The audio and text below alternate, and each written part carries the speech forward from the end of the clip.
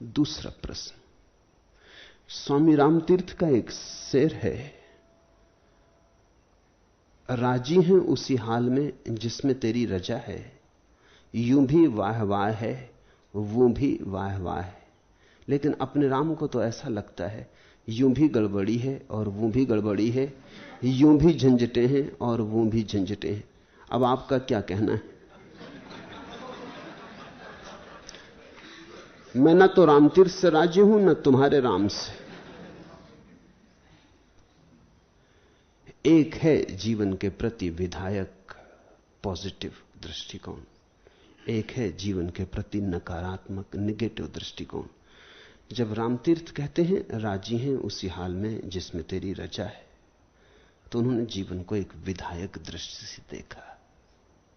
कांटे नहीं गिने, फूल गिने, रातें नहीं गिनी, दिन गिने।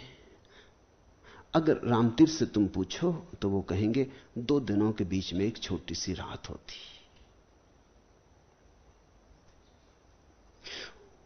वो फूलों की चर्चा करेंगे, वो कांटों की चर्चा ना करेंगे। वो कहेंगे क्या हुआ अगर थोड़े बहुत कांटे भी होते, फूलों की रक्षा के लिए जरूरी है। वो जीवन में जो सुखद है उस पर उनकी नजर है, जो शुभ है, सुंदर है। असुंदर की उपेक्षा है, अशुभ के प्रति ध्यान नहीं है। और अगर प्रभु ने अशुभ भी चाहा है तो उसमें भी कोई छिपा हुआ शुभ होगा, ऐसी उनकी धारणा है। ये आस्तिक की धारणा है, ये स्वीकार भाव है।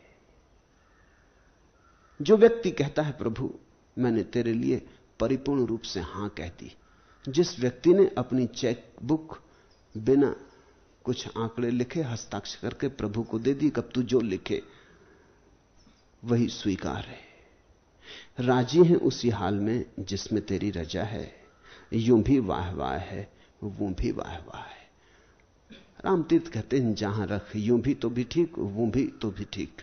स्वर्ग दे दे तो भी मस्त, नरक दे दे तो भी मस्त, तू हमारी मस्ती न छीन सकेगा, क्योंकि हम तो तेरी रजा में राजी हो गए। फिर तुम कहते हो लेकिन अपने राम को ऐसा लगता यूं भी गड़बड़ी है वो भी गड़बड़ी है। ये रामतीर्थ का ठीक उल्टा दृष्टिकोण है, ये नास्तिक की दृष्टि है, नकारात्मक। तुम कांटे गिनते हो, तुम कहते हो कि हां दिन होता तो है लेकिन 2 रातों के बीच में एक छोटा सा दिन,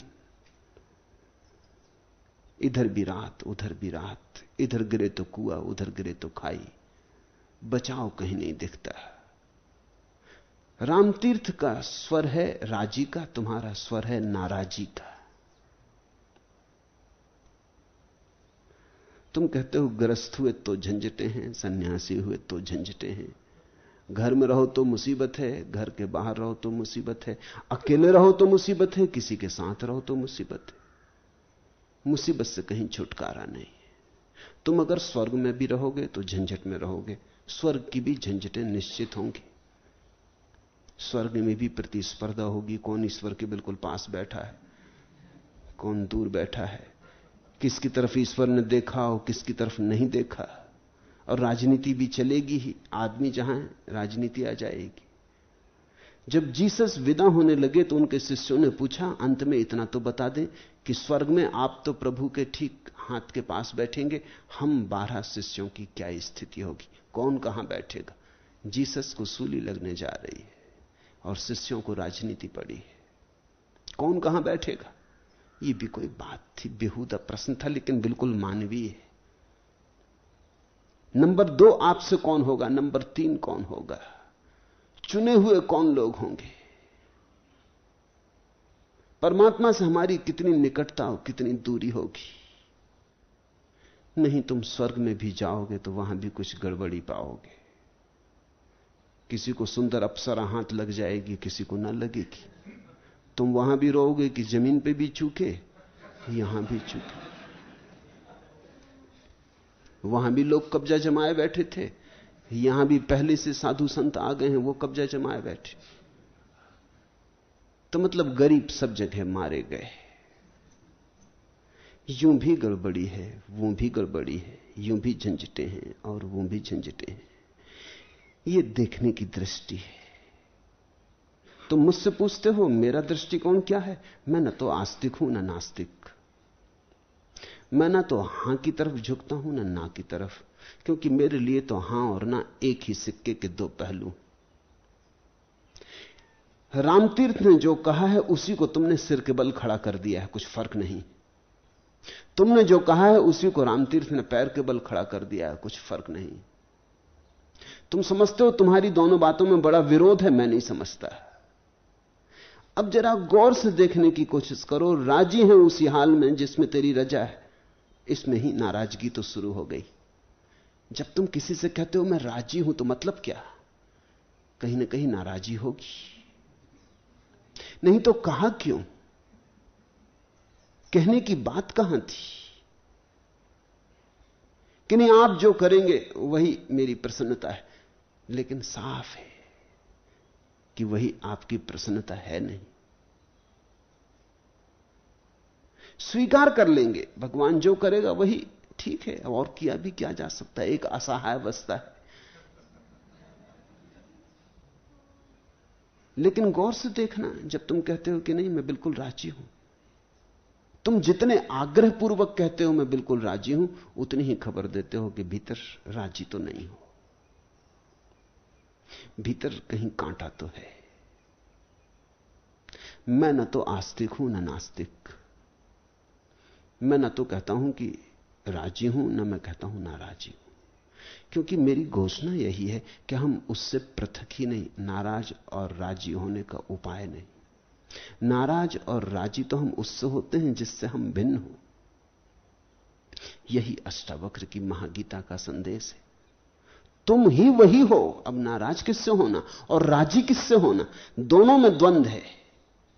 वो जो कहता है मैं तेरी रजा से राजी हूं, वो भी कहता है तू मुझसे अलग मैं तुझसे अलग, और जब तक तुम अलग हो तब तक तुम राजी हो कैसे सकते हो?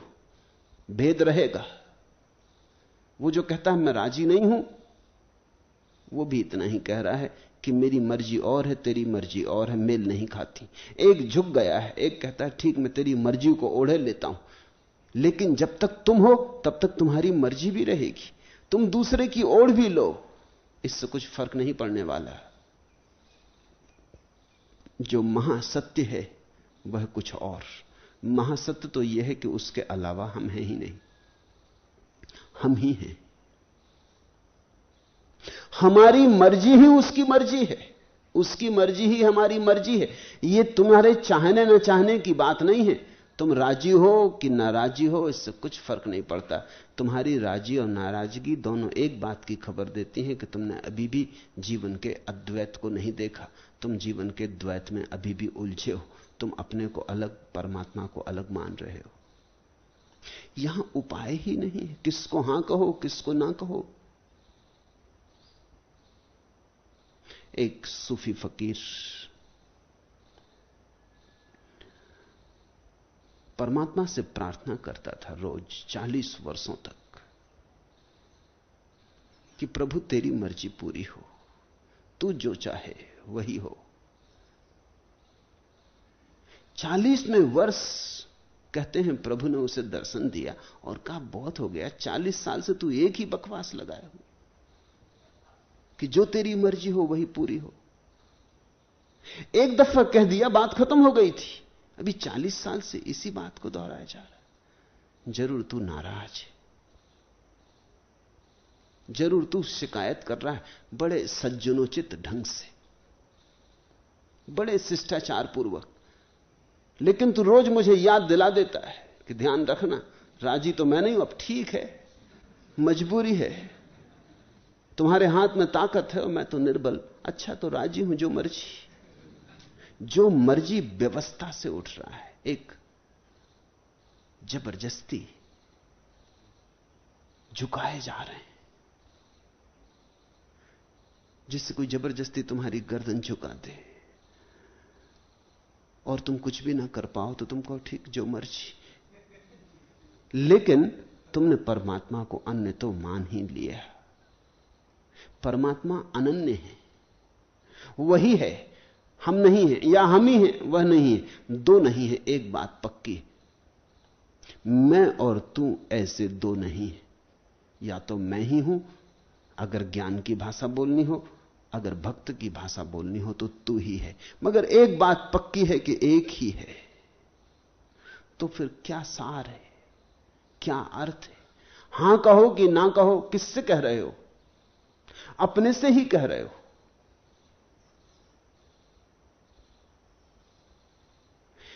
एक ज़ेन फकीर बोकोजू रोज सुबह उठता तो जोर से कहता बोकोजू, और फिर खुद ही बोलता जी हां। कहिए क्या आज्ञा है? फिर कहता कि देखो ध्यान रखना, बुद्ध के नियमों का कोई उल्लंघन ना हो। वो कहता जी हुजूर ध्यान रखेंगे, कोई भूल चूक ना हो, स्मरण पूर्वक जीना। दिन फिर हो गया। वो कहता बिल्कुल ख्याल रखेंगे। उसके एक शिष्य ने सुना कि ये क्या पागलपन है, ये किससे कह रहा है? बोकुजू इसी का नाम है। सुबह उठकर रोज रोज ये कहता है बोकुजू, और फिर कहता है जी हां, कहिए क्या कहना है? उस शिष्य ने कहा कि महाराज इसका राज मुझे समझा दे। बोकुजू हंसने लगा। उसने कहा यही सत्य है, यहां दो कहां, यहां हम ही आज्ञा देने वाले हैं, हम ही आज्ञा मानने वाले हैं। यहां हम ही सृष्टा हैं और हम ही सृष्टि, हम ही है प्रश्न और हम ही है उत्तर। यहां दूसरा नहीं है। इसलिए तुम इसको मजाक मत समझना। बोकुजू ने कहा यह जीवन का यथार्थ है। तुम मुझसे पूछते हो मेरा क्या उत्तर है, मैं यही कहूंगा एक है, दो नहीं है, अद्वय है। इसलिए तुम नकारात्मक के भी पार उठो और विधायक के भी पार उठो, तभी अध्यात्म शुरू होता है।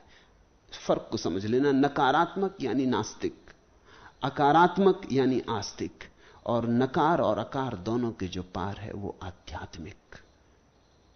अध्यात्म आस्तिकता से बड़ी ऊंची बात है।